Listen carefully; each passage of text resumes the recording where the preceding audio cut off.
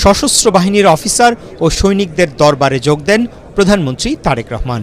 সেনা প্রাঙ্গণ মিলনায়তনে পৌঁছলে প্রধানমন্ত্রীকে স্বাগত জানান তার প্রতিরক্ষা উপদেষ্টা ও ৩ বাহিনী প্রধান।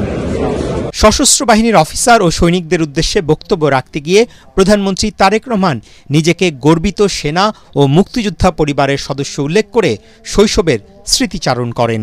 কুচকাওয়াজের শব্দ আর বিউগলের সুর আমার অতি পরিচিত।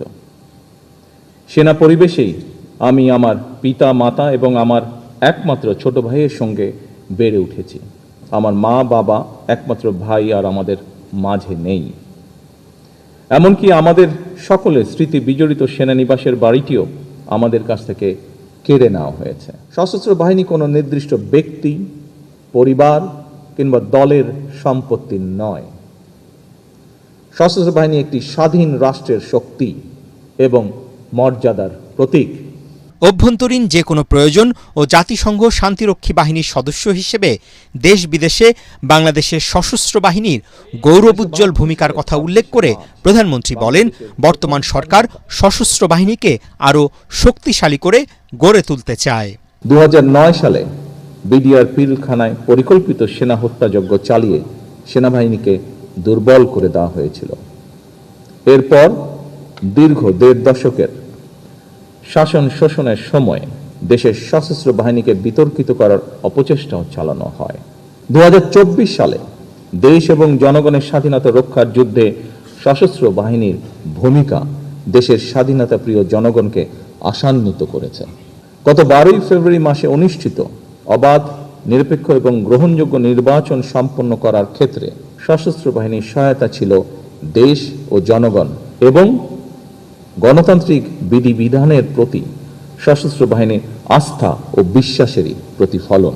বাংলাদেশকে আমরা এমন একটি রাষ্ট্র হিসেবে গড়ে তুলতে চাই যে বাংলাদেশ কারো আধিপত্য মেনে নেবে না, যে বাংলাদেশ বিশ্ব দরবারে মাথা উঁচু করে দাঁড়াবে। প্রধানমন্ত্রী বলেন, পিলখানা হত্যাকাণ্ডের ন্যায় বিচার নিশ্চিত করতে সরকার প্রতিশ্রুতিবদ্ধ। সেই ট্র্যাজেডিতে আমরা আমাদের শ্রেষ্ঠ সন্তানদেরকে হারিয়েছি, যার সুষ্ঠু তদন্ত ও ন্যায় বিচার নিশ্চিত করা বর্তমান সরকারের একটি অন্যতম অঙ্গীকার। রাজনৈতিক কারণে কিংবা ন্যায় ও ন্যায্যতার ব্যত্যয় ঘটিয়ে যদি আপনাদের কারো প্রতি কোনো অবিচার করা হয়ে থাকে, বর্তমান সরকার সেটি যথানিয়মের প্রতিকার করার চেষ্টা করবে ইনশাআল্লাহ। লিখিত বক্তব্যে প্রধানমন্ত্রী তার সরকারের নির্বাচনী প্রতিশ্রুতি বাস্তবায়নের নানা উদ্যোগের কথা তুলে ধরেন। শুধুমাত্র আর্থসামাজিক কর্মসূচি নয়, রাষ্ট্র মেরামতের লক্ষ্যে বিএনপি সরকার জুলাই সনদ স্বাক্ষর করেছিল। যেভাবে সনদ স্বাক্ষর করা হয়েছে, বর্তমান সরকার স্বাক্ষরিত সনদের প্রতিটি দফা যথাযথভাবে বাস্তবায়ন করতে বদ্ধপরিকর। আমরা সকলে ঐক্যবদ্ধ থাকলে, সকলে দেশের স্বার্থে থাকলে ইনশাআল্লাহ আমরা অবশ্যই বাংলাদেশকে আমাদের কাঙ্ক্ষিত বাংলাদেশ, প্রত্যাশিত বাংলাদেশ হিসেবে গড়ে তুলতে সক্ষম হব ইনশাআল্লাহ। প্রধানমন্ত্রী জানান, সশস্ত্র বাহিনীর সদস্যদের বেতন কাঠামো পুনর্মূল্যায়ন, চিকিৎসা সেবা ও বাসস্থান সহ সুযোগ সুবিধা বৃদ্ধি করতে কাজ করছে সরকার।